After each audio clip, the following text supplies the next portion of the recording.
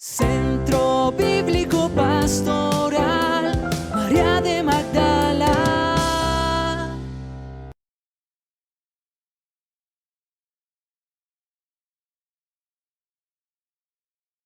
En el nombre del Padre, del Hijo y del Espíritu Santo. Amén. Amén. Cerramos todos nuestros micrófonos, por favor. Como siempre, vamos a orar al Santo Espíritu de Dios. Espíritu divino, manda tu luz desde el cielo. Padre amoroso del pobre, don en tus dones espléndido.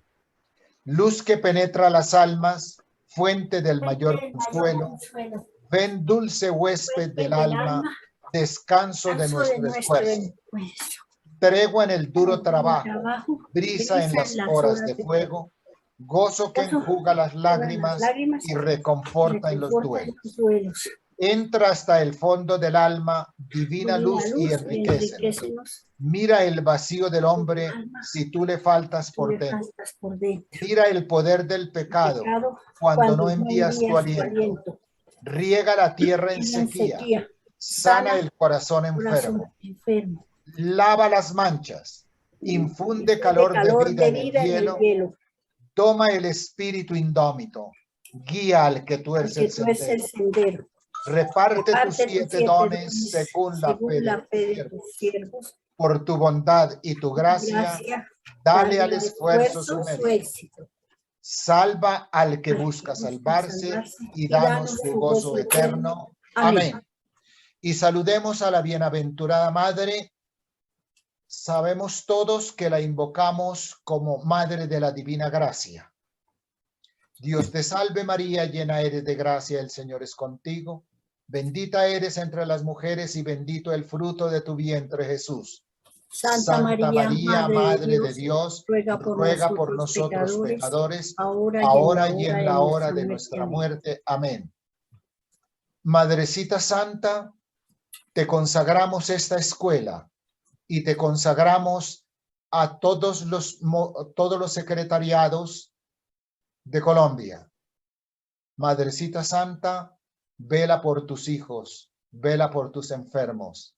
Madrecita Santa, te consagramos nuestras familias. Que todo lo que hagamos esta noche sea para la gloria del Padre, la gloria del Hijo y la gloria del Espíritu Santo. Bueno, saludamos a Carmen Payares, que ya está, a Nelson Moncada, a Elizabeth Rueda, Marta Medina. Muy bien, muy bien, muy bien. Mire, claro, Pachito, ¿dónde está Pachito? ¿Dónde está Pachito de Chía? Bueno, muy bien. No se les olvide, entonces, de una vez los estoy invitando para el próximo miércoles. Uy, mire, Daniel viene en el carro y ya se conectó. Bueno, buenas noches, profesor. Buenas noches, hermanos de cursillos. Buenas noches, señor secretario general. Bueno, entonces la hermana estará ya presente en sala, el padre, Fray. Bueno, mientras acaban de llegar, entonces les estoy comentando. El próximo miércoles, pues, tenemos la Escuela Nacional de Dirigentes, ¿no es cierto? Y entonces, el tema es la doctrina social de la Iglesia. La vez pasada, Eduardo Rincón Serrano, de la diócesis de Zipaquirá y concretamente de las escuelas de Chía, pues hizo la presentación. Y el próximo miércoles se conectará desde los Estados Unidos y para continuar con ya en forma el desarrollo del programa. Y seguirles invitando, de verdad, que los días sábados a las 10 de la mañana, la Escuela Nacional de Liturgia, organizada por la Vocalía Nacional de Piedad, que está a cargo de la niña Flora Adelaida Salazar Flores. Entonces, esto está muy bueno, extraordinario. El padre Gustavo, entonces él la está dirigiendo con toda la capacidad y toda la competencia que él tiene como liturgista. Entonces, una invitación muy especial también. También estamos recordando a los estudiantes de Chía, a los estudiantes de Soacha, a los estudiantes de Bogotá y los de Engativá, que son los 4 secretariados de la zona centro, que están sí, es una experiencia muy bonita que se está haciendo en la Escuela Abierta de Formación Católica Zonal, en la zona centro. Entonces, los viernes es cuando se está realizando. Los estamos invitando también que quien quiera conectarse los viernes a las 6 de la tarde a la Santa Eucaristía presidida por el Padre Josué, entonces están cordialmente invitados a que se conecten. El Padre Óscar Garavito nos está acompañando esta noche. Padre, muy buenas noches. Muy buenas noches a todos. Qué grato es que vi en el grupo de cursillistas de la escuela y dije, pues vamos a entrar a saludarlos, tiempo sin verlos, y pues a pedir esa oración también por la experiencia que vamos a tener de escuela de formación de vida cristiana para mañana con el semillero de jóvenes. Entonces, pues también en esta experiencia aquí. Sí, padre, qué maravilla, porque ese es es el primer hijo, el primer producto pastoral del encuentro de profundización de poscursillo que se hizo en la diócesis de Zipaquirá.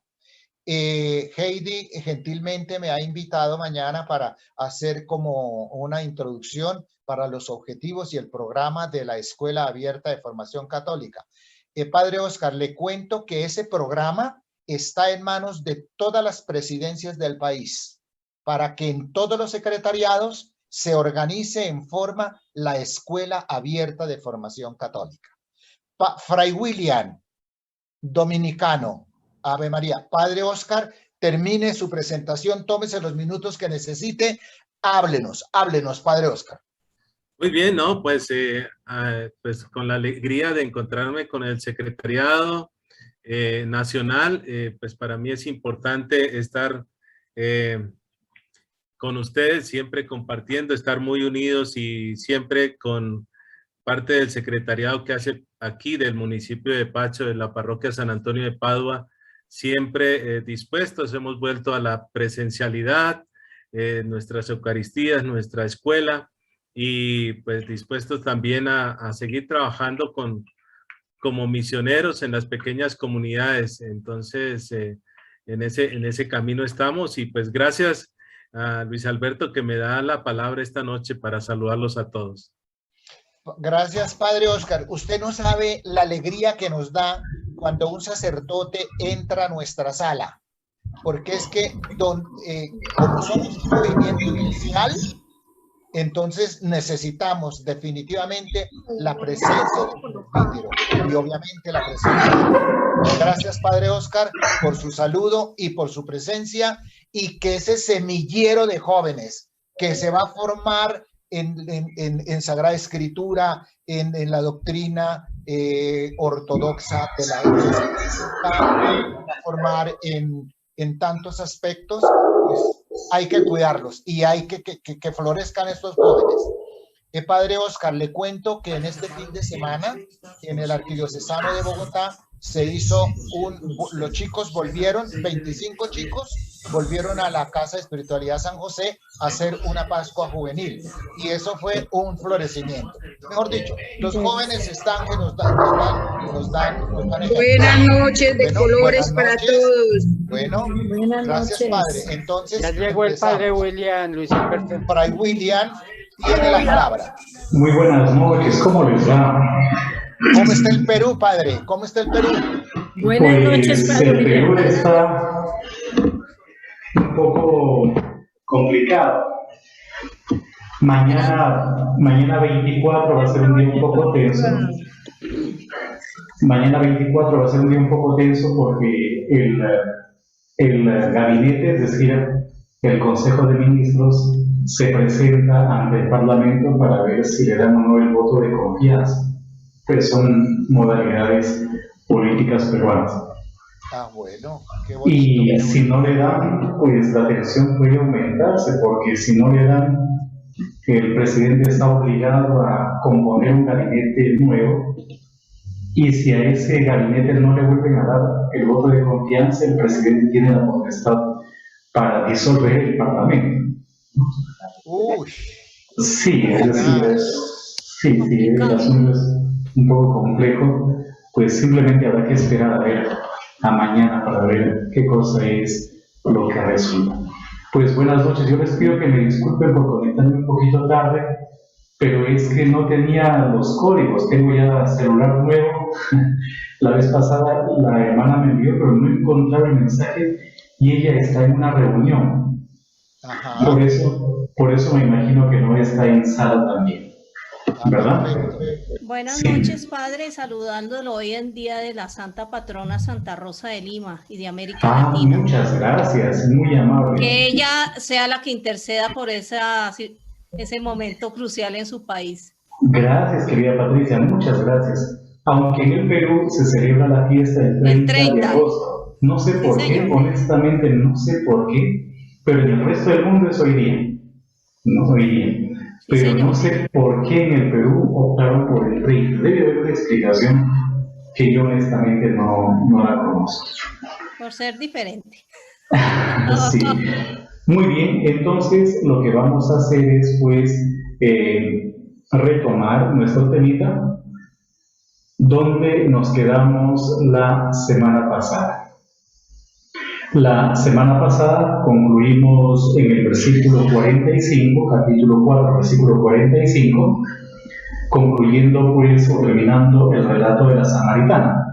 Y decía, así que cuando llegó a Galilea, los galileos la recibieron, pues habían visto todo lo que hizo en Jerusalén durante la fiesta, porque ellos también habían ido a la fiesta. Entonces, prácticamente en el versículo 45 se termina no solamente el relato de la samaritana, sino todo ese viaje que había hecho por Judea. Y ahora entramos en un ambiente diferente. En el versículo 46 dice, entonces vino otra vez a Caná de Galilea. Es el lugar en donde se hizo el primer signo, ¿recuerdan? La conversión del agua en vino. Pues ahora, en este lugar, nuevamente en Caná de Galilea, va a tener efecto, digámoslo así, el segundo signo. Vamos a ver hoy día el segundo signo. Dice, entonces vino otra vez a Caná de Galilea, donde había convertido el agua en vino. Nos lo está recordando, el autor nos lo está recordando, nos está diciendo que ahí fue donde se convirtió el agua en vino. Y allí había cierto oficial del rey, probablemente del rey Herodes Antipas, cuyo hijo estaba enfermo en Cafarnaúm, en Cafarnaúm. Cafarnaúm, como ya lo hemos visto en el año pasado, cuando abordamos el Evangelio de Marcos, es la patria o por lo menos es el lugar en donde estaba la casa de Pedro. Allí fue donde Jesús curó a la suegra de Pedro, recuerdan ustedes, en Cafarnaúm. Y dijimos, entre otras cosas, que Cafarnaúm era una ciudad un poco fronteriza, porque ya estaba cerca el territorio pagano. Entonces, aquí se nos habla de un oficial o un funcionario real, que no sabemos si es pagano o si es judío. O sea, el texto no lo dice, el texto no lo menciona, pero lo que sí nos dice es que era un funcionario real o un oficial del rey. Y el hijo estaba enfermo en Cafarnaúm. El hijo estaba enfermo. Ahora, podríamos leer, antes de continuar con la lectura y comentario de ese pasaje, podríamos leer también algunos textos de los evangelios sinópticos, porque parece que cierto relato sinóptico estaría detrás. Podríamos leer, por ejemplo, Mateo 8, del 5 al 13. Entonces, miramos el texto, Mateo 8, del 5 al 13. Dice lo siguiente: cuando entró Jesús en Cafarnaúm, se le acercó un centurión. En este caso estamos frente a un militar. El centurión era aquel que gobernaba una centuria, o que tenía pues bajo su mando a una centuria, a 100 soldados, pues poquito más, poquito menos, qué sé yo, pero era como la estructura militar que había en el Imperio Romano. Suplicándole y diciendo: Señor, mi criado está postrado en casa, paralítico, sufriendo mucho. Entonces, según el relato, por ejemplo, de Mateo, capítulo 8, versículos del 5 al 13, se trata de un centurión que está en Cafarnaúm, curiosamente está en Cafarnaúm también, y que tiene un criado, o sea que va a abogar por su criado. Está sufriendo mucho, y este criado es paralítico, ¿no? Es paralítico. Y Jesús le dijo: yo iré y lo sanaré. Eso dijo Jesús en el Evangelio de Mateo. Pero el centurión respondió y dijo: Señor, no soy digno de que entres bajo mi techo, mas solamente di la palabra y mi criado quedará sano. Di la palabra y mi criado quedará sano. Porque yo también soy hombre bajo autoridad, con soldados a mis órdenes. Y digo a este: ve y va, y al otro: ve y viene, y a mi siervo: haz esto, y lo hace. Al oírlo y dijo a los que le seguían: en verdad te digo que en Israel no he hallado a nadie con una fe tan grande. En este caso sabemos que es un romano, es un pagano, totalmente pagano, ¿ya? Pero que muestra tener fe. Y yo les digo que vendrán muchos de oriente y del occidente y se sentarán a la mesa con Abraham, Isaac y Jacob en el reino de los cielos. Probablemente se esté haciendo, probablemente no, de hecho que se está haciendo alusión a toda una apertura del mensaje cristiano a los que no tienen un origen judío. Evidentemente, una clave de lectura, por ejemplo, de los evangelios, y eso lo dice Antonio Piñero, que le gusta mucho aquí a Luis Alberto, ya Antonio Piñero, una clave de lectura, por ejemplo, de los textos bíblicos, de los textos evangélicos, es San Pablo. Porque nosotros vemos cómo el pensamiento paulino o la teología paulina ha impregnado la mentalidad pues, posterior, y evidentemente se aprecia o se ve reflejada en los textos neotestamentarios, en algunos más que en otros, pero es evidente que detrás puede estar toda la corriente de pensamiento a la que Pablo también se adhiere. Entonces, y yo les digo que vendrán muchos de oriente y del occidente y se sentarán a la mesa con Abraham, Isaac y Jacob en el reino de los cielos. Es decir, que está abierta esta posibilidad a todo el mundo. Y todos pueden formar parte de la familia de Abraham. Por eso nosotros cantamos: Padre Abraham tiene muchos hijos tiene el Padre Abraham. Yo soy uno, tú también, alabemos. Todo eso nos enseña en la catequesis, y algo de verdad hay, ¿no? Y algo de verdad. No nos olvidemos una frase que también está colocada en labios de Jesús en los evangelios, es que Él puede sacar hijos de Abraham hasta de las piedras. Entonces, sigamos leyendo otro poquitito el versículo 2. Pero los hijos del reino serán arrojados a las tinieblas de afuera. Allí será el llanto y el crujir de dientes. Entonces Jesús dijo al centurión: vete, así como has creído, te sea hecho. Y el criado fue sanado en esa misma hora. Pero también encontramos ese relato en el Evangelio de Lucas. Si quieren lo leemos como para empaparnos un poquitito. No aparece en el Evangelio de Marcos, según tengo entendido. Entonces vamos a ver Lucas 7, del 1 para adelante. ¿Ya? Dice lo siguiente: cuando Jesús terminó todas sus palabras al pueblo que le oía, se fue a Cafarnaúm. No dice Cafarnaúm, sino Capernaúm. Capernaúm. ¿Ya? Hay una variante, hay unas variaciones en cuanto al nombre, pero es evidente que se trata del mismo pueblo, de la misma ciudad. Y el siervo de cierto centurión, a quien éste apreciaba mucho, estaba enfermo y a punto de morir. hay una manipulación en el relato en el Evangelio de Lucas. Aquí dice que estaba enfermo y a punto de morir. En Mateo no está, no dice que sea... ¿Para dónde vas? Perdón. Era para mí la frase, no entendí muy bien. Entendí algo así como ¿por dónde vas? Pues en Lucas 7 del 1 para adelante. Entonces, al oír hablar de Jesús, el centurión envió a él unos ancianos de los judíos.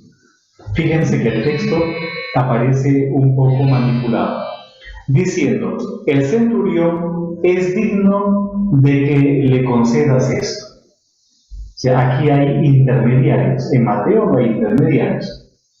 Porque Él ama a nuestro pueblo y fue Él quien nos edificó la sinagoga. ¿Ya?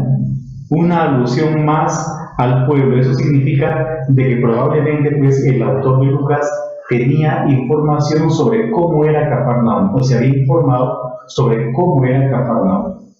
En un ratito les voy a explicar nuevamente para que hagamos memoria, simplemente pues, todo eso ya lo conocen, para que hagamos memoria de Cafarnaúm, dónde se encuentra, y el tema de la sinagoga, o la alusión a la sinagoga, aunque lo que se visita hoy en día, la sinagoga de hoy día no es probablemente la que conoció Jesús, sino una sinagoga del siglo IV de nuestra era.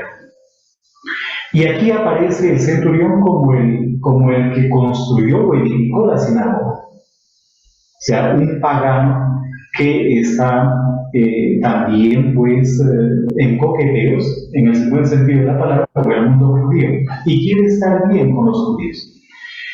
Pero ¿por qué hace eso? ¿Por qué hace eso el autor del Evangelio de Lucas? Lo que yo percibo es que el autor del Evangelio de Lucas y de Hechos de los Apóstoles, evidentemente, es un diplomático. No me refiero a que era diplomático de carrera, no, sino tiene una actitud diplomática, y lo que está haciendo es tendiendo puentes entre el cristianismo y el paganismo. Él está tendiendo puentes. ¿Bien? Por eso deja muy bien parado, en este caso, al centurión. En el libro de los Hechos de los Apóstoles, por ejemplo, todo lo que está en relación con Roma es perfecto, las leyes se cumplen a la perfección. ¿Sí? Entonces, lo que él está haciendo es tendiendo puentes entre el cristianismo y el imperio romano. Lo mejor que le puede pasar al cristianismo es formar parte del imperio. Y lo mejor que le puede pasar al imperio es volverse cristiano. O sea, eso es un poco la mentalidad que tiene el autor. Ahora, aquí también podríamos medio intuir quién es Teófilo. Porque no nos olvidemos que tanto el Evangelio de Lucas como Hechos de los Apóstoles están dedicadas estas obras a un tal Teófilo. Y si tiene el autor tanta intención en dejar bien parados a los romanos es por algo, porque este Teófilo debió haber sido pues un greco-romano o algún personaje infiel. Pero volvamos nuevamente al relato, versículo 6 del capítulo 7 de Lucas.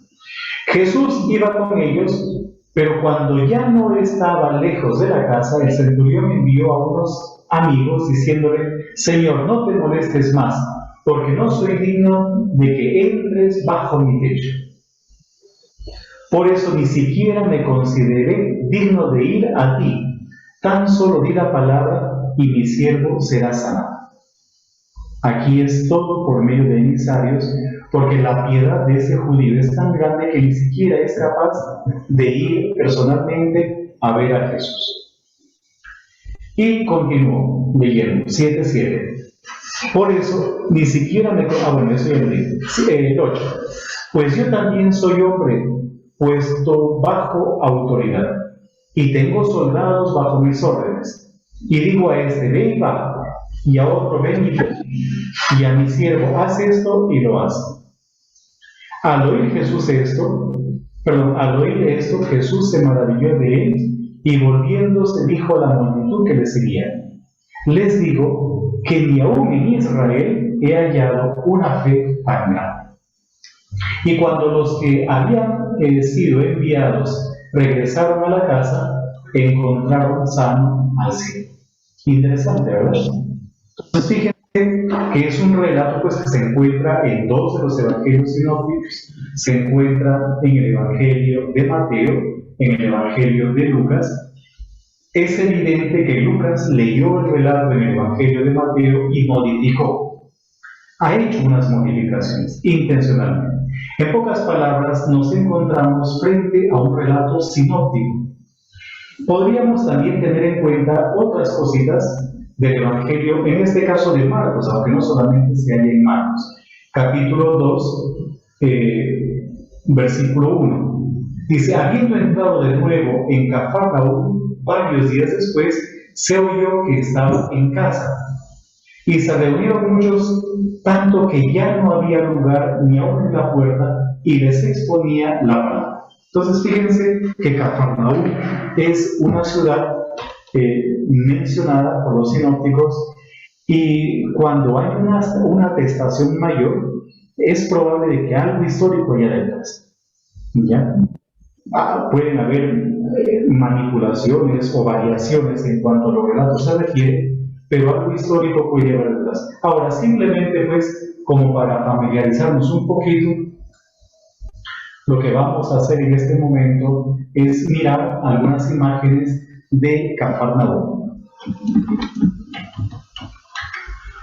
Les voy a proyectar como para que nuevamente nos ubiquemos. Entonces permítanme, ya les proyecto la imagen. A ver, este de acá puede ser. Este de acá. O este de acá, aunque está en inglés. Este de acá. Entonces miren, aquí les voy a proyectar. Y ahí están viendo el lago de Tiberíades. Aquí está, miren. Disculpen que no se vea tan clarito, pero pues lo entendemos, ¿verdad? Entonces aquí está Cafarnaúm, en la parte norte del lago de Galilea, o del mar de Galilea. Aquí está. Y luego, pues ya poquito a poquito comienza justamente el territorio pagano. Podríamos buscar un mapa, la Palestina, el mapa de siempre, la Palestina, en tiempos de Jesús. La máquina como que sabe lo que le pedimos siempre y eso nos proporciona. Por ejemplo, podríamos ver este de acá, ¿ya? Aquí está. Miren, aquí tenemos la Palestina en tiempos de Jesús. Por lo tanto, Cafarnaúm ya se encuentra en los confines con el territorio pagano. Por eso allí había mesas de recaudación de impuestos, porque los que venían pues del sur, qué sé yo, ya por ahí cogían el camino que les llevaba hacia Siria, hacia Damasco. Pero podríamos ver también unas imágenes, por ejemplo, de Cafarnaúm, nuevamente para hacer memoria. Cafarnaúm. Veamos. Por ejemplo, esta imagen está bonita, es interesante. Este de acá, si hay otro por ahí. Veamos Cafarnaúm.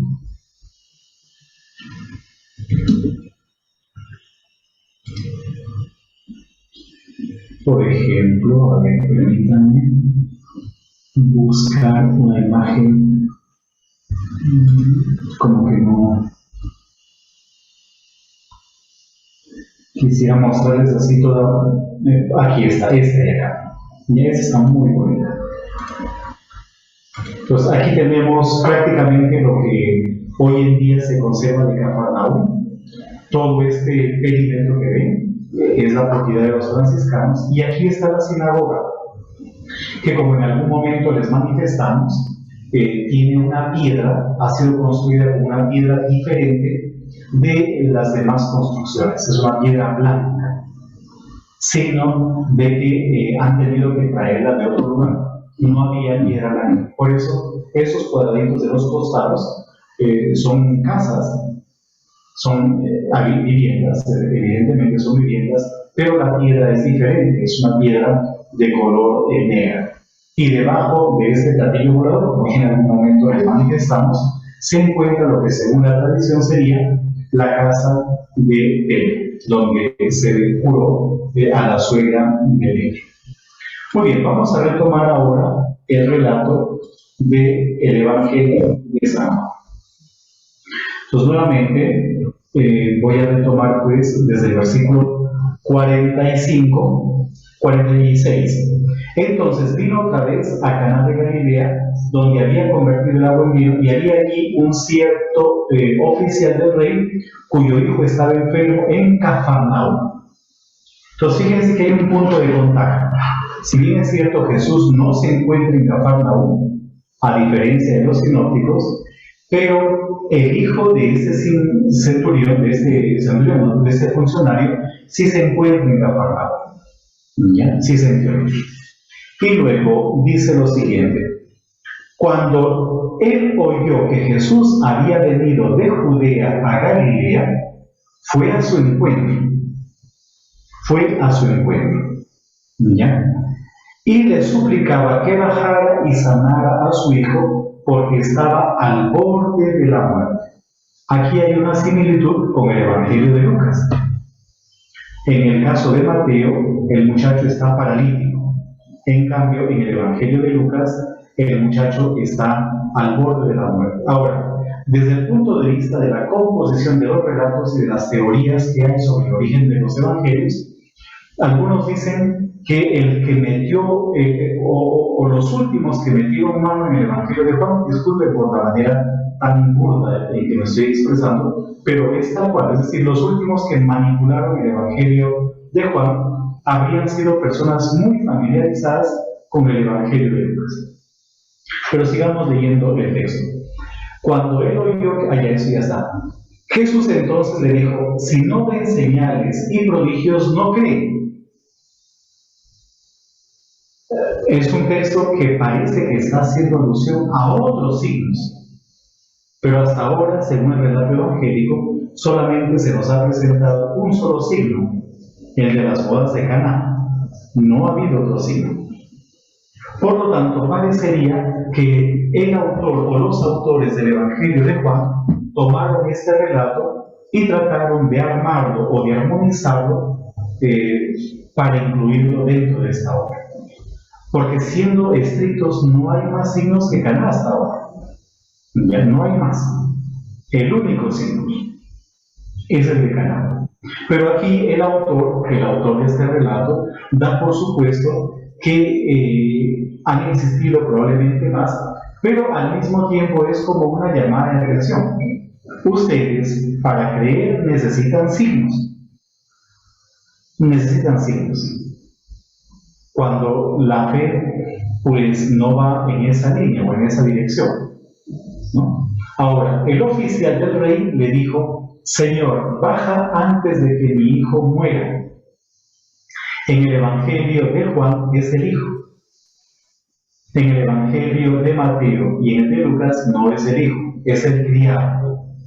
Entonces, nos encontramos frente a un relato de origen sinóptico, pero que ha sufrido manipulaciones por parte de los autores del Evangelio de Juan. Y luego Jesús le dijo: vete, tu hijo vive. Y el hombre creyó la palabra que Jesús le dijo y se fue. El hombre. Ahora, aquí tenemos también un dato interesantísimo, porque el que se acerca, ¿quién es el que se acerca? El que se acerca es un funcionario real, el cargo. Pero fíjense que es interesante el relato en cuanto a que nos muestra que detrás del cargo hay un ser humano. El tema de la humanización. El tema de la humanización. Pareciera que no solamente se trata de una transformación o de una eliminación de un mal, sino que al mismo tiempo está recomponiendo la vida del mismo padre, del mismo papá. Y aquí nos damos cuenta de cómo Jesús también se está interesando por la vida.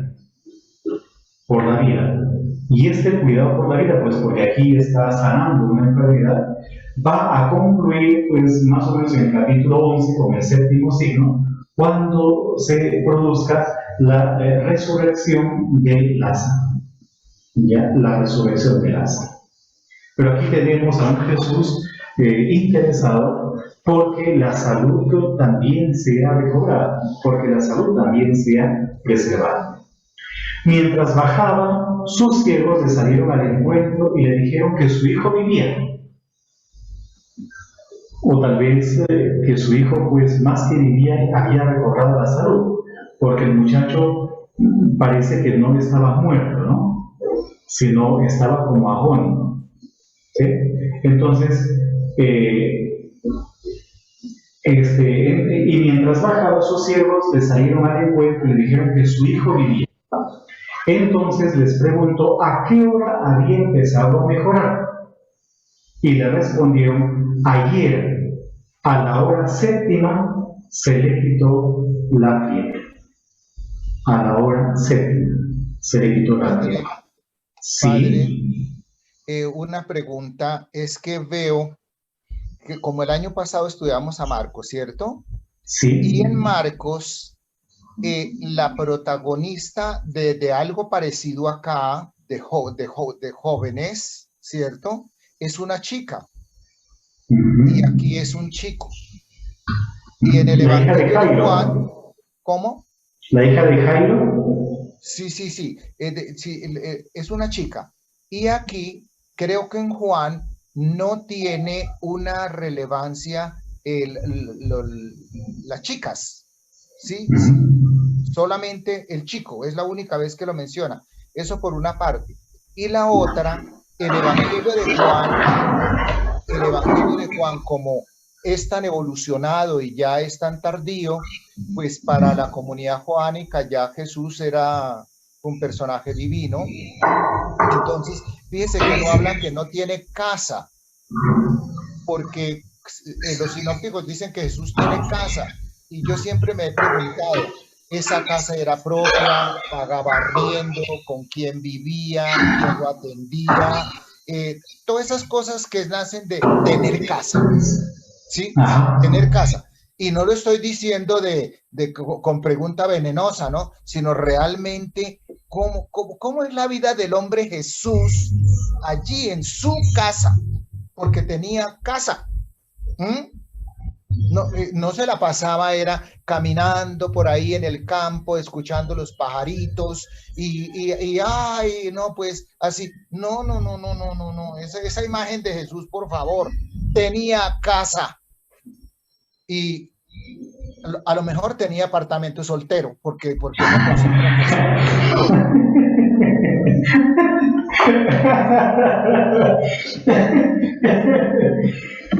Pero que pues, también pagaba impuesto. Acuérdese que mandó a Pedro a sacar el pescado, a sacarle la moneda del pescado para pagar el impuesto. La DIAN ha existido siempre.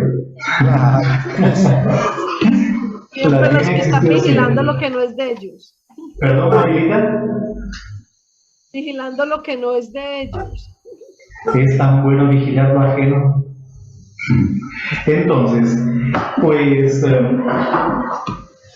pues digamos que no se menciona propiamente dicho que tenga casa. En el Evangelio de Juan, por ejemplo, le preguntan los primeros discípulos: ¿dónde vives? Él dice: vengan y lo verán. Probablemente dé a entender que tenía una casa. También podríamos pensar, por ejemplo, pues en que vivía en la casa con la mamá, en Nazaret. Pero él ya se había ido de la casa. Sí, pero claro, sí. Ya se había ido. Sí, pero no se menciona exactamente dónde vive, ¿no? O si tenía casa o no tenía casa. Tal vez esa respuesta que le da al joven de los pájaros tienen nidos y las zorras madrigueras, pero el Hijo del Hombre no tiene dónde rellenar la cabeza. Por ejemplo, en Jerusalén, pues se hospedaba, cuando iba a Jerusalén, se hospedaba en la casa de Marta, de María, de Lázaro, en la casa de los amigos. Entonces debía haber vivido en casas de amigos o cosas por el estilo, pero no se mencionan en los textos que tuviese una propiedad. Ahora, en el Evangelio de Marcos se dice que él es un tecton, esto lo vimos también el año pasado, es decir, un artesano. La palabra tecton en griego tiene muchas significaciones y entre ellas puede trabajar con la madera, es decir, carpintero. Pero es mucho más que solamente carpintero. Entonces yo no sé si, por ejemplo, para una persona con un oficio de ese tipo haya tenido pues algún tipo de beneficio económico como para poder tener alguna propiedad. Es decir, aquí nos movemos pues en especulaciones, ¿no? A no ser si alguien tiene por ahí información, porque ya se conectó a la Francisca. Porque en el Evangelio de Juan no se menciona dónde vive él, pero da a entender que sí tiene una casa. Vengan y lo vean. Pero en los otros evangelios, pues no se mencionan como tal, ¿no? Por ejemplo, en Cafarnaúm, pues va a la casa de Pedro, se queda en la casa de Pedro. En Betania se queda en la casa de Lázaro, de Marta, de María, se queda con ellos. Durante el día va a Jerusalén, por las tardes viene. Ahora, si era una persona que tenía amigos en Betania, cerca de Jerusalén, ¿cómo hizo esos amigos? ¿Cómo hizo? Si él era del norte, ¿no? Él era de Galilea. Entonces, eso significa de que tenía más bien buenas relaciones, ¿no? Entonces, probablemente haya vivido más bien en casas como de amigos, qué sé yo. No sé, eso es como lo que se me ocurre en este momento, ¿no? Pero no sé si tú, Anita, tienes ahí algún dato adicional. No, estoy apenas entrando y escuchando que están hablando de la casa de Jesús. Sí. Sí, no. Solo lo que decía Fray William, ¿cierto? Que lo único que dice en su pueblo es su pueblo. Sí. Más bien, que sería Cafarnaúm. Pero su casa no sabemos. Sí. Ahora, se presenta a su pueblo como Cafarnaúm, pero también él es de Nazaret. Por eso se llama Nazaret, ¿no? Porque él es de Nazaret. Probablemente por alusión o por relación con la casa paterna. Entonces, sigo leyendo, no sé si Luis Alberto, si pues en algo Sí, padre, gracias, sí, yo creo que pues, si usted tiene algún otro dato también, no sé, a lo mejor tiene algún dato que lo puede compartir.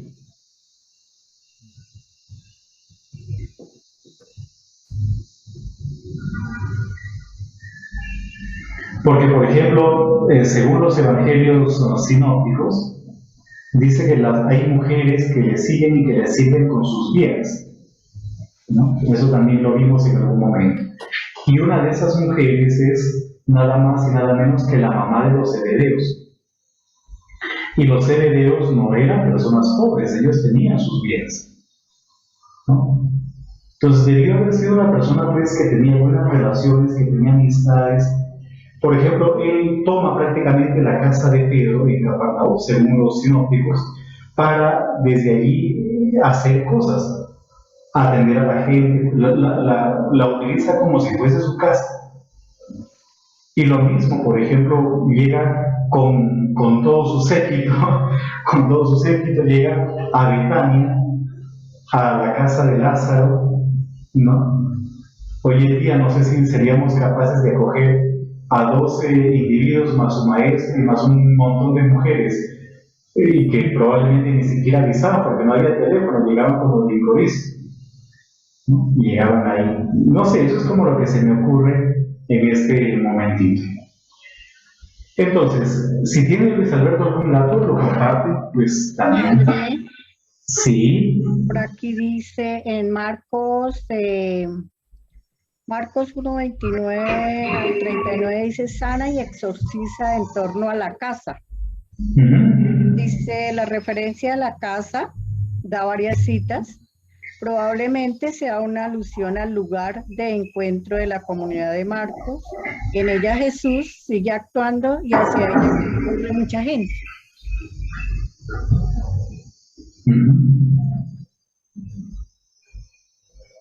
Sí. Pero es la casa que está en Cafarnaúm, como habíamos dicho, ¿no? Sí, Que es de exactamente Pedro. dice que es en Cafarnaúm. Es la casa de Pedro. Enseña y exorciza en Cafarnaúm. Exactamente, sí. Pero la utiliza como si fuese propia. ¿Ya? Como si fuese propia. Pero bueno, sigamos adelante. Pues no tengo más datos. Sí, ahora. Para hacerle una preguntita. Sí, ¿Por que qué será mi Jesús decía, ay de ti Cafarnaúm, que la van a tratar peor que Sodoma y Gomorra, algo así? No recuerdo bien la cita bíblica, pero ¿por qué Jesús decía, ay de ti Cafarnaúm? Justamente porque ahí se hicieron signos. Y a pesar de los signos, la gente no creyó. ¿No? A pesar de eso. Porque si se hace signos y la gente no cree, pues es porque ya está como entumecida, totalmente endurecida, y al final pues simplemente no acogen una propuesta de salvación que se les ofrece. Esa es la razón. No sé si fueron a misa, el evangelio de hoy es un evangelio durísimo. No sé si escucharon el evangelio, los hay en el evangelio de Mateo. Y como, por ejemplo, estos que están buscando, pues, conversos, que están buscando prosélitos, lejos de buscar a gente para que se salve, la están buscando para que se condene. Pero bueno, es un asunto en parte un poquito diferente. Entonces, sigamos leyendo el texto. Estamos en el versículo 51, y mientras bajaba, sus siervos le salieron al encuentro y le dijeron que su hijo vivía. Entonces les preguntó a qué hora había empezado a mejorar. Y le respondieron, ayer a la hora 7ª se le quitó la fiebre. Y aquí aparece un dato un poco curioso, porque parece que el milagro es como de un día para otro, ¿no? Como de un día para otro. Y la hora 7ª, ¿qué hora sería la hora 7ª? Sería como la 1 de la tarde. Como la 1 de la tarde, esa es la hora 7ª. La hora 6ª es el mediodía, a las 12. Aquí nos encontramos ya la hora 7ª, un poquito más tarde. La mujer samaritana fue a sacar agua hacia la hora 6ª, ¿se acuerdan? En la mitad del día, ¿no? En la mitad del día. Y aquí tenemos pues una alusión a la hora 7ª. Y ahí habla de que se le quitó la fiebre, se le quitó la calentura. A pesar de ser todavía un momento del día pues muy caluroso, el muchacho recobró una temperatura normal. Se nos dice que tenía fiebres. El padre, y aquí viene algo interesante, entonces es el modo como se trata al papá. Al papá, primero se lo trata con el título, el de funcionario, pero después, por ejemplo, se le trata como un ser humano, ¿no? Como un ser humano, y luego como un padre. Pareciera, esto es lo que yo al menos percibo, pareciera de que detrás de este relato hay una especie de recomposición también del papá. Hay una especie de transformación o de un trabajo también con el papá. El padre se dio cuenta de que fue a la hora en que Jesús le dijo, tu hijo vive, y creyó él con toda su casa. Creyó él. Entonces fíjense que cree por el signo. Jesús tiene poder, Jesús tiene autoridad sobre las fuerzas naturales, pero también tiene poder sobre aquellas fuerzas que controlan al ser humano, sobre todo que controlan para hacerle daño, como son los demonios o como son las enfermedades. Jesús tiene esa capacidad, tiene ese poder. Y termina el relato en el versículo 54 con una afirmación. Esta fue la segunda señal que hizo Jesús cuando fue de Judea a Galilea. Y pareciera que aquí concluye ese relato que comenzó a comienzos del capítulo 4, cuando dice en el versículo 1 y 3, ¿se acuerdan que el versículo número 2 probablemente sea un añadido posterior? Entonces, el versículo 1, 4.1 decía lo siguiente: cuando Jesús se enteró que había llegado a oídos de Herodes, que él hacía más discípulos y bautizaba más que Juan, abandonó Judea y volvió a Galilea. Tenía que pasar por Samaria. Entonces, aquí tenemos una especie como de conclusión de ese viaje de sur a norte, en este versículo 54. La segunda señal que se hizo cuando fue de Judea a Galilea. Bien, a Galilea. Entonces ahí la hermana creo que tiene algunos datos que nos va a compartir también en este momento. Sí, no sé si ya como llegué tarde y me disculpo porque estaba en una reunión, no me podía salir con la provincial.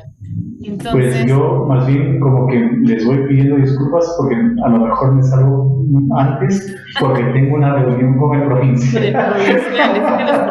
Los provinciales son terribles, pero ya se fue mi provincial. Pero no sé si ya Fray William les dijo que este relato está emparentado con lo que cuenta Mateo y Lucas. Sí. Sí, me imagino que por ahí. Debieron comenzar por ahí, haciendo el paralelo. Entonces lo curioso es, que creo que Fray William también lo haya comentado, es que la diferencia, como el tema nos lleva a reflexionar sobre la fe, la gran diferencia entre Mateo, Lucas y Juan sería que en Mateo y Lucas el centurión pues cree antes del milagro, ¿no? Es antes del milagro que pues va a expresar su fe, mientras que aquí en Juan es lo contrario, es después del milagro. O sea, después del fin, porque aquí no es tanto milagro, sino después del fin. Después del fin que el hombre cree, ¿no? Comprobó el Padre que era la hora en que Jesús le había dicho que su hijo seguía vivo y creyó en él con toda su familia. Entonces diríamos como esas dos posibilidades a nivel de fe. Hay quienes sin necesidad del signo creemos, pero hay quienes tienen necesidad del signo. Sí, somos distintos. Hay quienes tienen necesidad del signo para creer. Entonces, si comparamos ese milagro tan parecido, ese signo tan parecido con los sinópticos, vemos que la diferencia se puede encontrar ahí a ese nivel. No sé si ya habían comentado de pronto esto, pero bueno, siento para reforzarlo. Sí, algo de eso comentamos. Entonces, aquí estamos frente a un relato pues sinóptico, de origen sinóptico, que ha sido retomado por él o los autores del Evangelio de Juan y lo han modificado porque en Mateo y en Lucas no es un hijo sino un criado. Es un criado. En cambio aquí es un hijo. ¿Ya? Aquí es un hijo. Y evidentemente el que le echa más flores al centurión es Lucas, que hasta lo coloca como el que contribuyó para que se construyera la sinagoga de Cafarnaúm. No sé si hay alguna pregunta o algún comentario también de parte de ustedes. En caso contrario, ya comenzaríamos con el capítulo 5. Con el capítulo 5 del Evangelio de San Juan. ¿Sí? Entonces, vayamos al capítulo 5. Después de esto, se celebraba una fiesta de los judíos y Jesús subió a Jerusalén. O sea, él estaba con el boleto de bus siempre a la mano, ¿no? Terminó, parece ese signo, qué sé yo, y ya él está nuevamente de viaje a Jerusalén. Y hay en Jerusalén, junto a la puerta de las ovejas, la puerta probática, probatón en griego significa oveja, junto a la puerta de las ovejas, un estanque que en hebreo se llama Betesda y que tiene 5 pórticos. Ahora, el Evangelio de Juan es un evangelio tremendamente simbólico como ya lo hemos visto hasta ahora, ¿se acuerdan? Sobre todo cuando abordamos lo de la samaritana y vimos los niveles de lectura que podrían existir a la hora de leer el Evangelio, ese relato evangélico. Pero curiosamente, el Evangelio de Juan es un Evangelio que presenta datos corroborados por la arqueología. Y uno de esos datos es esto que estamos viendo aquí, la piscina de Bethesda o la piscina acrobática, pero aparte de eso, está también, por ejemplo, la piscina de Siloé, y aparte de eso, también está, por ejemplo, el empedrado o el engrosado, Lithóstroto, Gabata en hebreo, donde juzgan a Jesús o a donde sacan a Jesús cuando lo están juzgando. Y curiosamente la arqueología ha encontrado esos lugares. Entonces, parecería que el Evangelio de Juan, aparte de tener todo este componente o toda esta carga pues simbólica, el Evangelio de Juan también es un texto que corrobora, o más que corrobora, corroborado por lo que la arqueología ha ido encontrando. Entonces yo les voy a proyectar unas imágenes sobre la piscina de Bethesda o la piscina acrobática. Vamos a buscar aquí la piscina y ubicarla. Padre, Sí. una pregunta. Es que en mi Biblia dice Besatá. ¿Es la misma? Sí. ¿Qué Hay dice como variantes. Pueden ser los dos, sí. Bethesda o Besatá. Besatá, sí, los dos. Entonces, las dos palabras significan lo mismo. Bet, casa, Casa. Bet, en hebreo casa, y Besda, o Tesda, Bethesda, es casa de la misericordia. Entonces pueden ser las dos palabras significan lo mismo. La casa de la misericordia. A ver, aquí vamos a mirar una imagen satelital no, perdón, seguramente, de Jerusalén. Entonces permítanme para buscar esta podría ser, ¿ya? Esta de acá, ¿sí? Aunque tiene sello de agua, pero pues, a ver, veamos. Bueno, más o menos así. Aquí tenemos una vista de Jerusalén Se ve algo de negro sur encima. a norte. ¿Perdón, Anita? Se ve como una página negra encima, no sé, algo que debe estar abierto. Sí. A ver, permítanme nuevamente. Yo veía bien. Sí. Muy bien, aquí. Ahora sí, pues entonces miren, aquí está Jerusalén vista de sur a norte. Aquí estamos en el sur, el norte, el convento nuestro está como por aquí, el convento de, a ver, permítanme, sí, más o menos, por aquí debe estar el convento nuestro. Aquí está el Museo Rockefeller, pero bueno. Entonces, esta es la explanada del templo, ya, la explanada del templo, y la piscina está por acá. O sea, no se ve muy bien, creo que es como por acá, la piscina acrobática, la piscina de Bethesda, ya, aquí por este lado. Ahora, desde el punto de vista de la tradición, en ese lugar nació la Virgen María, pero eso ya es un asunto más de tradición. Ahí está la casa, la cueva donde vivieron pues Joaquín y Ana, la cueva donde nació la Virgen está ahí. Pero vamos a mirar una lápida que encontraron de un diácono. Esto lo vimos, si mal no recuerdo, ya lo hemos visto también. Entonces, a ver, vamos a ver, lápida de la piscina acrobática. Es una lápida que le pertenece esta de acá, ¿ya? Que le pertenece, lo encontraron justo, ya vamos a mirar otras fotos pues de cómo habría sido y cómo se encuentra hoy día esa piscina acrobática. Entonces miren, aquí estamos, ¿ya? Aquí ven, dice diácono, ¿ya? Diaconotis, bueno, y acá viene, aquí está la B, probatiquis, ese es un griego bizantino, probatiquis, ¿ya? Y curiosamente esta lápida la encontraron en este lugar, haciendo trabajos pues arqueológicos, ¿no? Haciendo excavaciones, ¿no? Entonces vamos a mirar cómo habría sido, así habría sido la piscina, los pórticos y todo lo demás.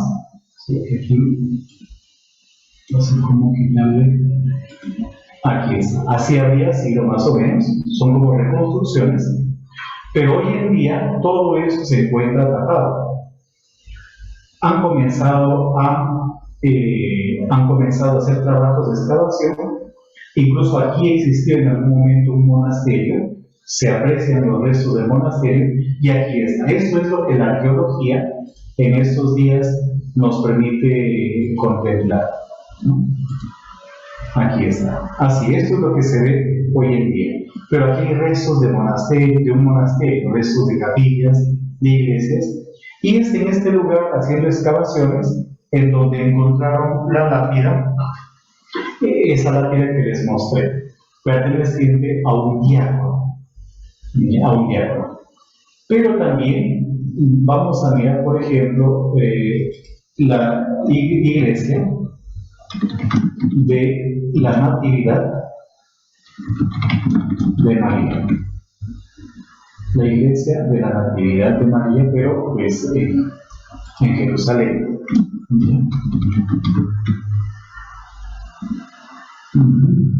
Aparece esta de acá, sería, ¿no? Es una iglesia ya esta de acá. Esta foto ha sido tomada desde las piscinas.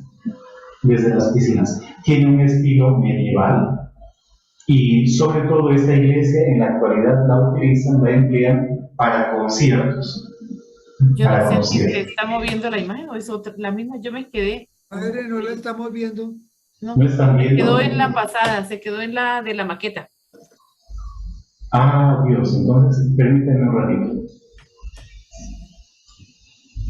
Entonces, todo lo que he explicado hasta ahora. No, estaba en la de la maqueta. Ya.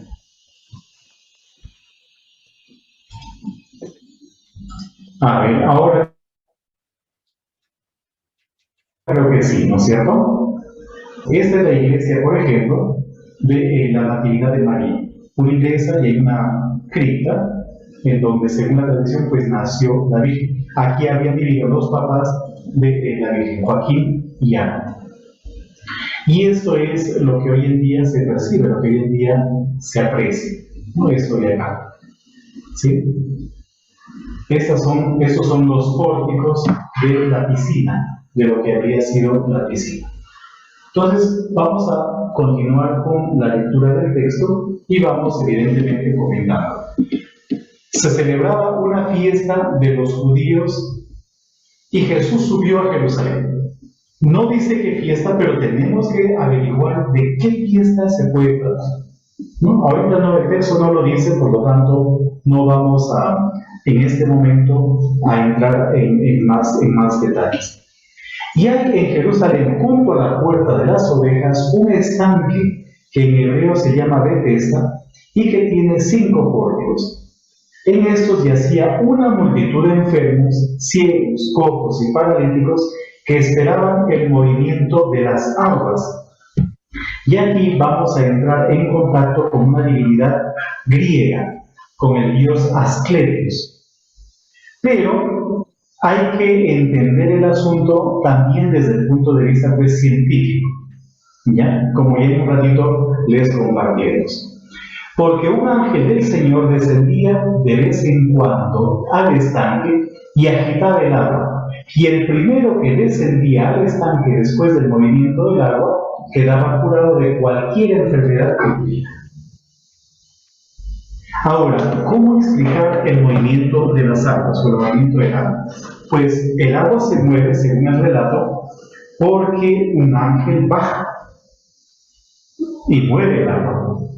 Pero también hay otras explicaciones, y es que como A ver, les voy a explicar de la forma más sencilla que puedo, con mis propias palabras.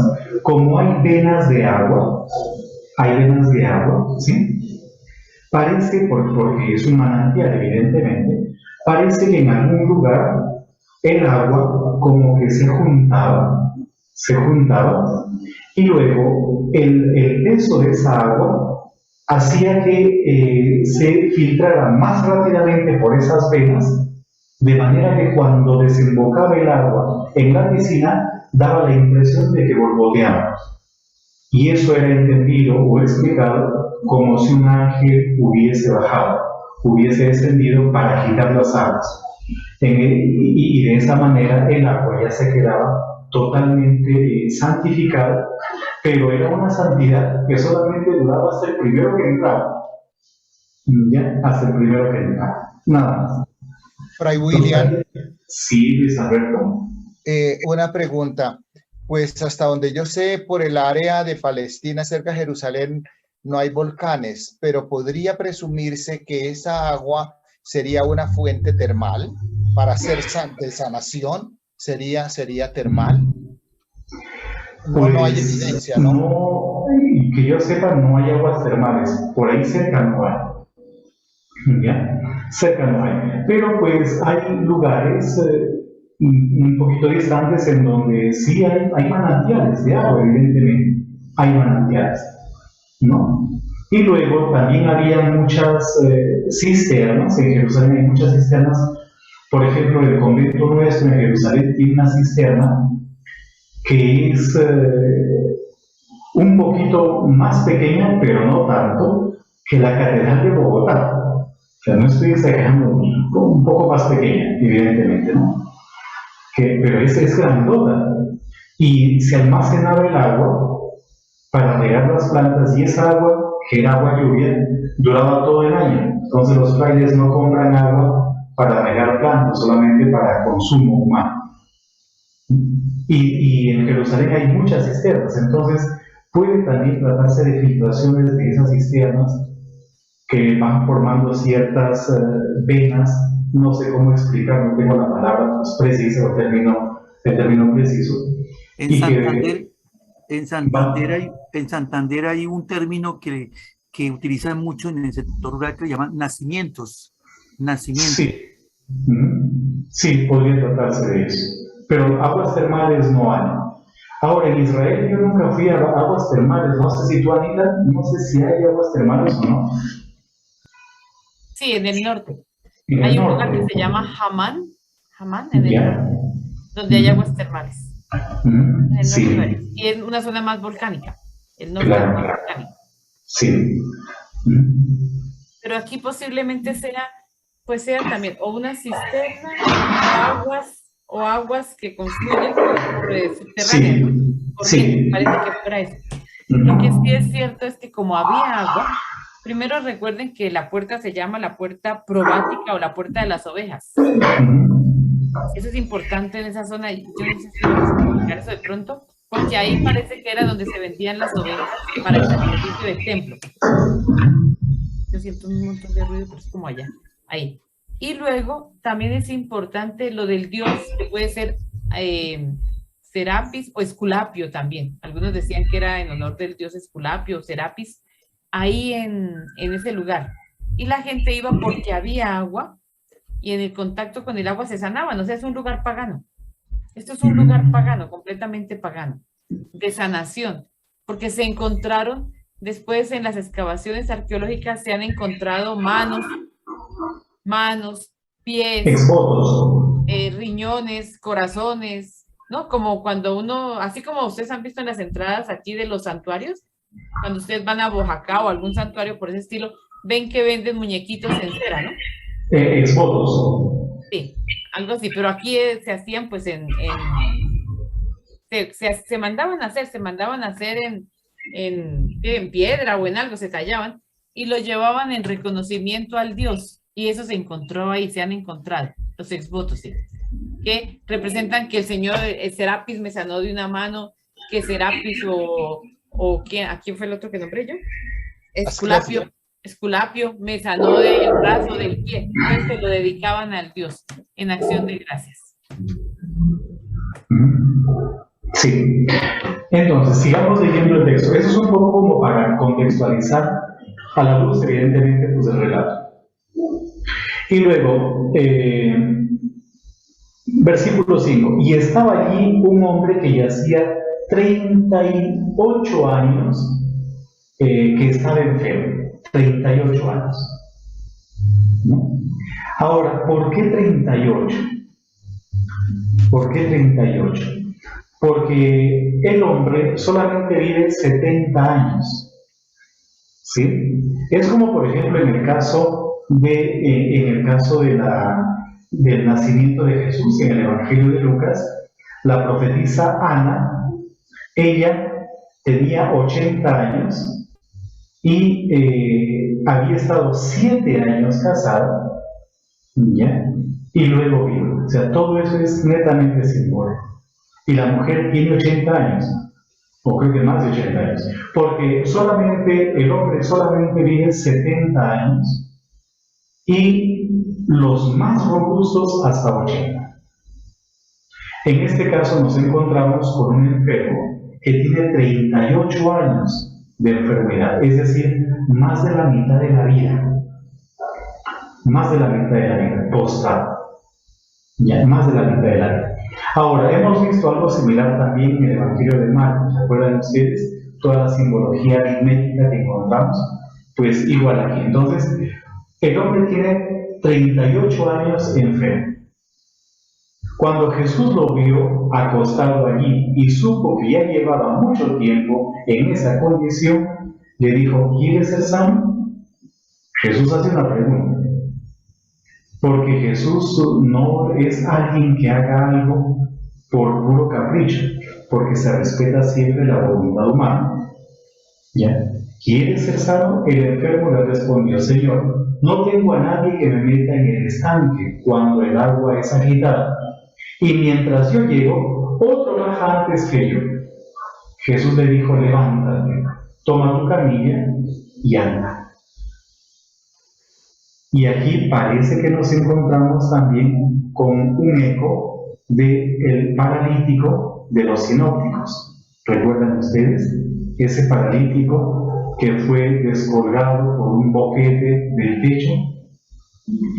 ¿Bien? Entonces aquí nos encontramos con un relato que parece que está veniendo también de los sinópticos.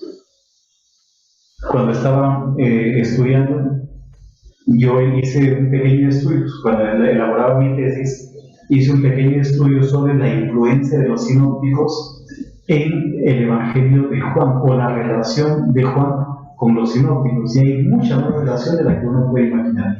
Ahora, eso es explicado, como ya les dije hace un rato, porque parece que algunos de los editores del Evangelio de Juan estuvieron muy bien familiarizados con los sinópticos y particularmente con el de Lucas. Incluso el padre María Guamar, que tiene una obra publicada junto con el padre Lamuy, los 4 evangelios en sinopsis. Ellos, cuando elaboran en el tomo 3, cuando elaboran la teoría sinóptica, meten allí a uno de los últimos redactores de Lucas como también colaboradores en la elaboración del Evangelio de Juan. Pero eso pues no les cuento más de eso porque eso aburre y se terminan durmiendo. ¿No es cierto, Mariela? Aquí se ve todo. Bien. Entonces, sigamos una referencia a los años que también se realizan desde una lectura de unidad con el Antiguo Testamento. Y muchos ven, primero que todo, el paralítico el hombre lleva 38 años recostado en su camilla, ¿no? 38 años dando vueltas y revueltas en su propia camilla. Y la palabra camilla, camastro, gravatos, creo que es como es, no me acuerdo cómo es la palabra exacta que aparece aquí, es también su simbología, digamos su numerología en griego es 38. Es es que hay una coincidencia, o sea, es como si la misma camilla tuviera el valor de la vida del hombre. 38.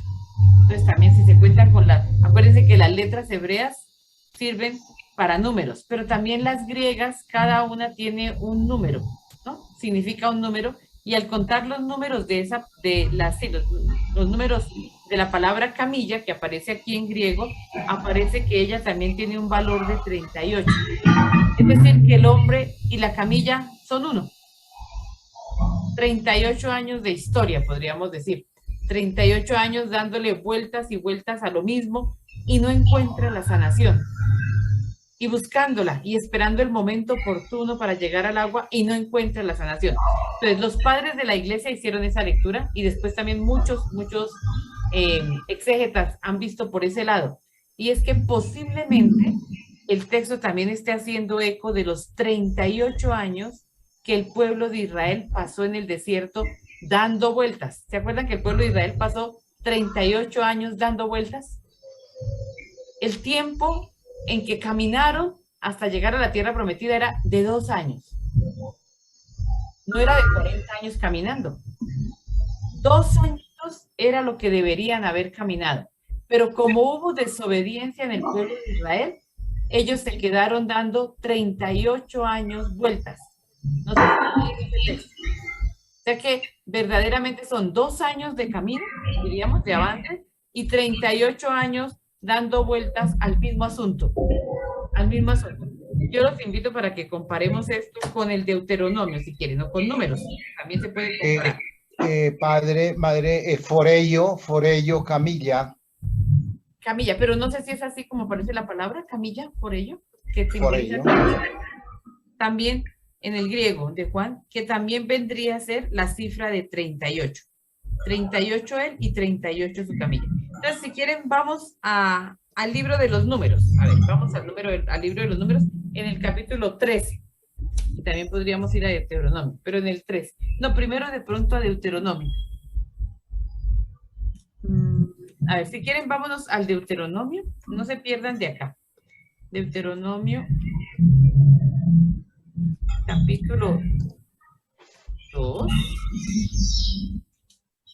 Donde nos va a decir de cuánto debía ser el tiempo. Deuteronomio. Aunque aquí está cerquita Deuteronomio 2:14, que nos dicen el tiempo. Desde Kadesh a Barnea hasta cruzar el torrente Zaret, anduvimos caminando 38 años. O sea, 38 años desde un punto que se llamó Kadesh Barnea hasta el torrente Zaret. Y eso está contado en números. Entonces ahora nos vamos a números. Números 13.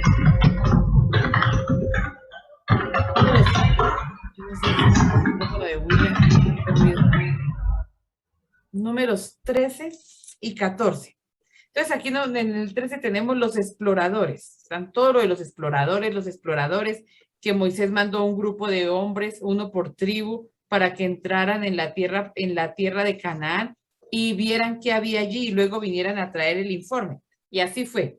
Pero en el 14 está el pueblo que va a mostrar su rebeldía contra el Señor y van a decir que ellos no quieren entrar a esa tierra. Entonces el Señor los castiga. Los castiga.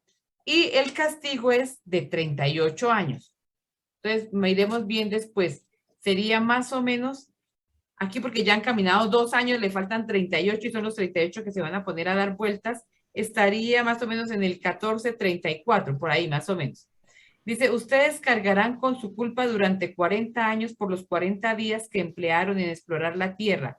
Cargarán con su culpa 1 año por cada día. 40 años para que sepan lo que es desobedecerme. Entonces, hermana, ¿sí? ¿Ese no es el pasaje con Josué? Cuando llegan a explorar la tierra prometida y Sí, ellos se niegan que que no quieren ir allá. Y los que sí van a estar obedientes a Dios son Josué y Caleb. Sí, ese señora. es el texto, sí. Entonces Ajá. ahí diríamos nosotros, normalmente el camino debía haber sido 2 años. Pero como desobedecieron, se les alargó a 40 porque se les sumaron 38. Entonces es ahí donde muchos han visto esos benditos 38 años, o sea, haciendo como el enlace, ¿cierto? entre Antiguo y Nuevo Testamento, los 38 del paralítico con los 38 del pueblo de Israel dando vueltas. Hermana, sí. Hermana, se podría hacer una lectura que si los 38 de la caminata en el desierto es a causa del pecado, podría leerse que en la teología de judía, pues este señor estaba ahí 38 años a causa de un pecado. Pues como él lo estaba viendo, porque él sentía que algo, y así se ha leído siempre, ¿cierto? La enfermedad es causa del pecado en la antigüedad. Siempre la enfermedad tenía su origen en un pecado.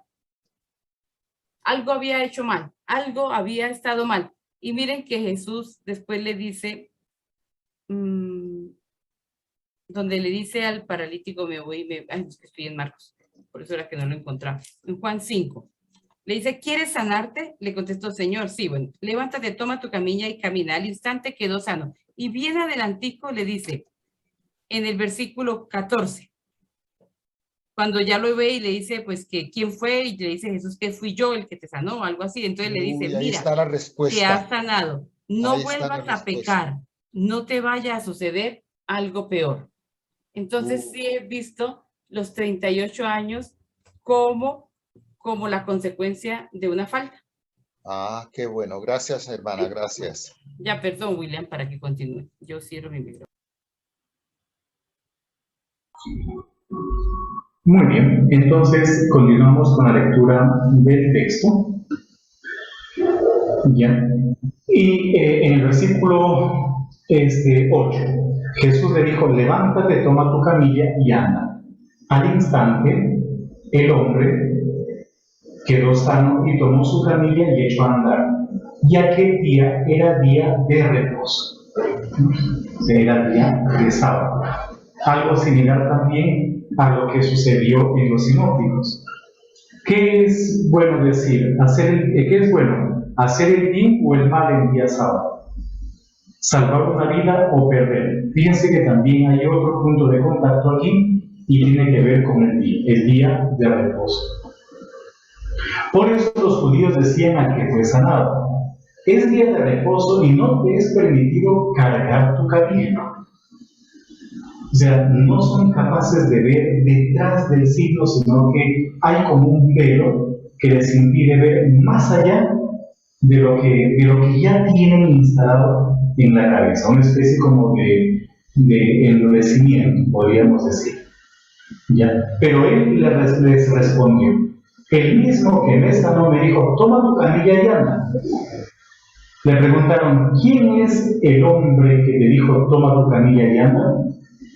Pero el que había sido sanado no sabía quién era, porque Jesús sigilosamente se había apartado de la multitud que estaba en aquel lugar. Después de esto, Jesús lo halló en el templo y le dijo, mira, has sido sanado, no peques más, para que no te suceda algo peor. El hombre se fue y dijo a los judíos que Jesús era el que lo había sanado. A causa de esto, los judíos perseguían a Jesús porque hacía estas cosas en el día de reposo. Pero él les respondió, hasta ahora mi Padre trabaja y yo también trabajo. Entonces, aquí hay una especie como de ceguera que impide ver más allá de lo que está sucediendo o aconteciendo. No hay esa capacidad de ver un signo, por ejemplo, prodigioso, pues, acaecido aquí, sino que hay que cumplir la ley de una forma irracional, sin ser capaces de romper con una tradición que ya está de por sí arraigada. Estaba conversando el otro día con mi hermano y cómo, por ejemplo, a veces en nuestras obras hay un problema, y el problema está en que siempre se ha hecho así. ¿No? Siempre se ha hecho así. Entonces, esa famosa frase de siempre se ha hecho así o aquí se hace así, no permite a veces cambios o aperturas a otras cosas. Pero no sé si tú, Anita, tienes aquí algo más. Entre otras cosas, porque en el versículo 17 se habla de una acción constante. Dios nunca deja de trabajar. Está también cuestionando esa afirmación del Génesis, en donde se dice que Dios el séptimo descansó. Es todo un cuestionamiento lo que se produce aquí. Pero no sé si tú, Anita, pues tienes aquí algunos datos más. ¿Tienes el micrófono apagado? No, yo tenía aquí unos paralelos con Jeremías también, pero no creo que los estaba revisando ahorita. No, yo diría que poquito a poco, acuérdense que, por ejemplo, el de la piscina de Siloé también tiene algo a quien van a interrogar las autoridades judías, ¿no? A los papás sobre todo. O sea, van siempre las autoridades judías estarán ahí detrás como interrogando al sanado, para ver en qué cae Jesús. Eso ya lo sabemos, porque el Evangelio pues quiere mostrar también que Jesús comienza una persecución con él desde el inicio hasta el final, en los Evangelios sinópticos como aquí en el Evangelio de Juan. Y Jesús siempre responde, porque también hay por ejemplo, eso sería interesante, ¿no? Poder ver la discusión de Jesús con las autoridades. Es aquí, hoy es sábado, dice, al instante aquel hombre quedó sano, tomó su camilla y empezó a caminar, pero aquel día era sábado, por lo cual los judíos dijeron al que se había sanado, hoy es sábado, no puedes transportar tu camilla. Les contestó, el que me sanó me dijo que tomara mi camilla y caminara. Le preguntaron, ¿quién te dijo que tomara la camilla? Pero el hombre sanado lo ignoraba porque Jesús se había retirado de aquel lugar tan concurrido. Más tarde lo encuentra Jesús en el templo y le dice, mira, lo que ya leímos, el hombre fue y lo dijo a los judíos. O sea, parecido, ustedes léanse el de la piscina de Siloé, capítulo 9, que lo vamos a leer después, y van a encontrar como un medio parecidito también. O sea, hay que interrogar quién hizo eso, por qué. Pues en la piscina de Siloé los papás dirán que el muchacho conteste porque ellos no tienen por qué decirlo, pero siempre quieren que el hombre que ha recibido la señal, el signo de la sanación, responda para que pueda decir directamente el nombre de Jesús. ¿Sí? Y lo mismo, el de Siloé dice, yo no sé quién era, pero pues yo sé que es un profeta, y si ustedes no saben quién es, pues de malas les va a decir ellos, pero yo sé que era un profeta. Y el de aquí como que no se atreve a decir quién fue, ¿no? Como que no quiere decir quién fue, el hombre que me sanó, pero quién es ese hombre, pues yo no sé quién será. Como que no lo quiere desvelar, como que no lo quiere poner enfrente de las autoridades judías. Pero en el 15 dice, el hombre fue y dijo a los judíos que era Jesús quien lo había sanado. Y dice, por este motivo perseguían los judíos a Jesús por hacer tales cosas en sábado. Y ahí viene la frase misteriosa, que es como un enigma también. Mi padre trabaja siempre y yo también trabajo. Que mi padre trabaja y yo también trabajo. Sí. Hermana. ¿Sí? Mire, es que en la versión que tengo yo, la de Luis Alonso Choquel, en el capítulo 5, el que estamos estudiando esta noche, versículo 4, está entre dos llaves, y se sabe por las instrucciones de Choquel que cuando tiene esas dos llaves, que son los autores no lo consideran que sea aceptable. Entonces, ¿será por la presencia del ángel o será porque ya los editores últimos lo agregaron? Lo que fue añadido, el versículo 4, ¿cierto? Sí, el versículo 4 es un añadido. Es un añadido. Todo el 4. Que son como esas explicaciones que hace Juan. Seguramente las metieron después para hablar de lo que acontecía o de lo que la gente decía en la piscina de Esculapio, que bajaba un ángel del Señor, ¿cierto? Lo que la gente estaba acostumbrada a decir, para sanarse de las enfermedades yendo allí. Entonces, es un añadido. ¿Cierto, William? Sí. Sí. Es un añadido. ¿Cuál? En cheque. Yo no sé si en la Biblia de Jerusalén también aparece así, o tiene alguna marquita. Los que tienen la Biblia de Jerusalén. Pues, no, pero, no aparece nada, no aparece nada, pero aquí sí, porque es un añadido. Es un añadido. Miren, lo que es como interesante al final de todo el relato es, si bien es cierto cristianos, los primeros cristianos están mostrando el poder de Jesús que sana con la palabra, porque en todos ha sanado hasta ahorita con la palabra, ¿cierto? En Caná dijo y se hizo, con el hijo del funcionario sanó a distancia, con su palabra la dijo y la sanación fue a distancia, y aquí también sanó a distancia, o sanó con la palabra mejor, sin que todavía tener signo ni firmar, nada de eso, sana con la palabra. Y, o sea, no es como los otros taumaturgos, que sanan colocando manos, sino que sanan con la palabra, Jesús sana con su palabra. Y nosotros vamos viendo también que los textos nos van mostrando la división que se va realizando, la fractura que se va creando ya, ¿entre quiénes? Entre los judíos y los cristianos, que es muy fuerte. Ya aquí viene la cuestión del sábado. Sí, y poco a poco, a medida que avancemos, esa ruptura se va haciendo más fuerte entre judíos y cristianos. Mi padre trabaja y siempre yo también trabajo, por eso los judíos tenían aún más deseos de matarlo. Y también se va proyectando ya la muerte de Jesús en el Evangelio de Juan.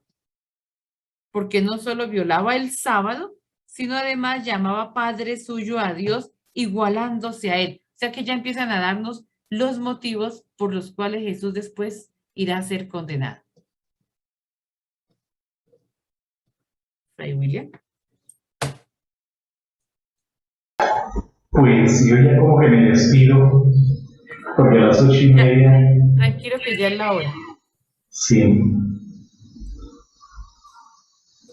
Pues yo pienso que nos quedamos aquí y dentro de 8 días nos encontraremos para continuar el capítulo 5 y vamos a entrar ya en ese gran relato tan lindo que sería el 6, que el capítulo más largo, de 72 versículos, que lo hemos leído durante 4 semanas, pero que vale la pena detallarnos o quedarnos en esta multiplicación de los panes y en todo el discurso del pan de vida. Entonces, dentro de 8 días, si Dios quiere, pues avanzamos un poquito el discurso cristológico que viene sobre la autoridad de Jesús. Es un discurso y todo completico, ¿no? Lo que viene ahí. Y de pronto empezamos el 6. El 6. Vamos a tener un discurso y un monólogo. El monólogo de Jesús, que es el testimonio de Jesús. ¿Les parece? Bueno. Perfecto, hermano.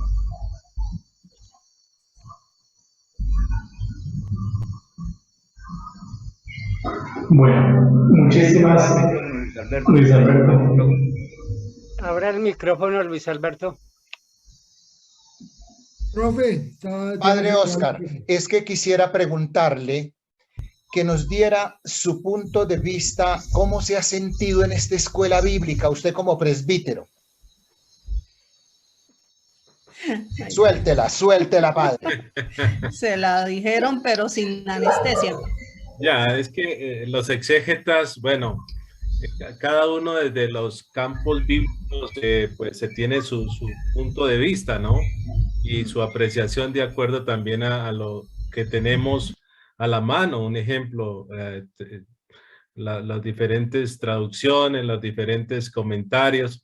Y siempre hay mucho que cortar de cada uno de los capítulos. Entonces son algunas luces que tenemos para profundizar en la palabra, ¿no? La palabra explica la palabra y es lo que tenemos aquí. Entonces, para mí, el escuchar a Fray William y a la hermana, a cada uno, pues bueno, aquí va uno teniendo otros elementos. Entonces, pues sí, la palabra es inabarcable, pero sí tenemos elementos, adquirimos más elementos para conocer y profundizar en la palabra. Y pues para mí es motivador lo que dice la hermana Ana de este pan de vida, porque para mí uno de los textos que me apasiona del Evangelio de San Juan es el capítulo 6 por todo su contenido del pan de vida. Entonces para mí es motivador escucharlos la próxima semana en ese pan de vida, ¿no? Entonces, pues grato, ameno y y sí, que no es fácil, ¿no? No es fácil uno adentrarse en las Sagradas Escrituras por todo lo que contiene, ¿no? Como digo, la palabra explica la palabra y pues todo es un arte de la parte de la exégesis. Pero Gracias, muy padre. bien, muchas gracias. Padre, no se vaya. ¿Marquitos Tulio está en sala? No, no está. Gracias, Padre Oscar, y gusto también de conocer. De primera vez creo que nos vemos al menos conmigo, a no ser que no me acuerdo. Sí. Bien, bien. Gracias. Bueno, Padre Oscar, entonces si es tan amable, después de su comentario, la bendición, porque los cursillos no nos vamos al sueño sin la bendición del curita. A ver, que se vea y que se sienta. A ver. Bueno, le damos gracias a Dios por su palabra. Lámpara es tu palabra para mis pasos, luz en mi sendero. Cuando encontraba palabras tuyas, las devoraba y eran las delicias de mi corazón. El Señor esté con ustedes. La bendición de Dios Todopoderoso, Padre, Hijo y Espíritu Santo, descienda sobre cada uno y los acompañe siempre. Amén. Amén. Amén. Una Gracias, muy buena Padre noche. Gracias, Padre. Gracias, Fray Gracias, William. mi hermana. Muy bien, gracias. Muy amable. Siempre suculento. Padre. Ahora voy a la otra. Fray William. Dios los bendiga. Suculento, Nos suculento. vemos. Gracias por todo. Gracias, hermana Ana Francisca, por su disponibilidad. Padre Oscar, Gracias, saludos al padre Dairo. Que duerman. Una buena noche y gracias a todos. Eso de los 38, el número 38, qué maravilla, hermana, qué maravilla. No, todo un dato, gracias. Aquí están diciendo que para el chance. 38. Ay, no, ¿qué tal? No, 38 son los Ay, años. 38. no puede ser. Uy, no, no puede ser. una chanza para China. Es una chanza.